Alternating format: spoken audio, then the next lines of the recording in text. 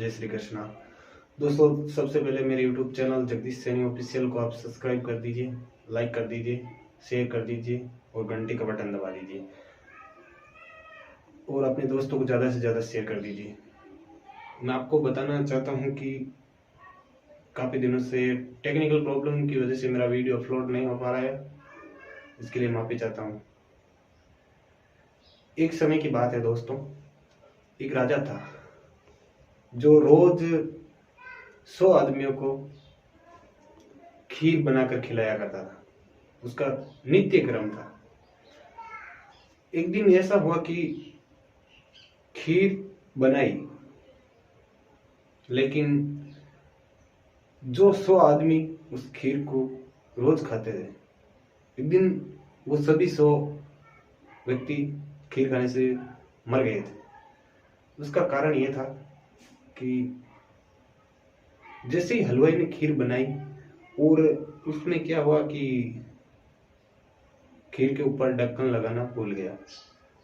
सर्प आया, सर्प ने खीर के अंदर विष छोड़ दिया, जिससे वो सभी 100 लोग मर गए। उस बात को लेकर राजा को बहुत ही पश्चाताप हुआ, पीड़ा हुआ कि ये मैंने क्या कर दिया, कि कितना पुण्य कर रहा था लेकिन मेरे हाथों से कितना बड़ा अन्याय हो गया। उसका राजा को बहुत बड़ा दुख हुआ। तो राजा ने कहा कि मुझे ये राजपाट सब छोड़ना पड़ेगा। मैं किसी और को इस राज्य का उत्तराधिकारी बना दूंगा और मुझे जंगलों में जाना है, पहाड़ों में जाना है, भगवान की भक्ति करना है। मुझे इस पश्चाताप का लिए भगवान से माफी मांगनी है। तो राजा राजपाट किसी और को देखकर उत्तराधिकारी बनाकर निकल गए एक जंगल में। रात के समय एक गांव में पहुंचे, जहां पर जाकर पूछा कि इस गांव में कोई भक्ति करने वाला है तो मुझे एक रात के लिए रुकना है। तो फिर वहां क्या हुआ कि उस गांव में एक भाई बहन रहते थे जो भक्ति करते थे। वहां जाकर राजा रात भर ठहरा, उन्होंने स्वागत किया, बड़ा आदर सत्कार किया, भोजन करवाया राजा को। फिर अगले दिन सुबह जब वो बहन भगवान की भक्ति में बैठी तो काफी लेट हो गया था। तो उस भाई ने बोला कि बहना, ये क्या कर दिया आपने? मेहमान आए हुए और उस मेहमान को भी भोजन भी करवाना है, नाश्ता भी नहीं करवाया और आपने इतना लेट कैसे? तो उस बहन ने कहा कि भैया, आज भगवान फैसला नहीं कर पा रहा था, एक ऐसा मैटर हुआ था। तो उसने कहा, ऐसा क्या मैटर हुआ जो भगवान फैसला नहीं कर रहा, निर्णय नहीं कर पा रहा था?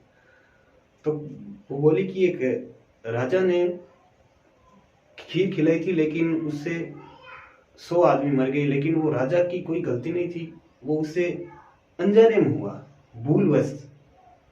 तो भगवान ये सोच रहा है कि इसका पाप किसको लगेगा, राजा को लगेगा, सर्प को लगेगा या उस हलवाई को? तो फिर राजा ने बोला कि तो फिर क्या निर्णय हुआ? तो उसने कहा कि आज निर्णय नहीं हो पाया है, कल का इंतजार करना पड़ेगा। तो कल सुबह का इंतजार करना पड़ेगा। तो राजा ने कहा कि मैं एक दिन के लिए और रुक सकता हूँ क्या? तो उन भाई बहन ने कहा, क्यों नहीं, जरूर रुकिए, आपका ही तो घर है। लेकिन गांव में रोज चौपाल सजती थी।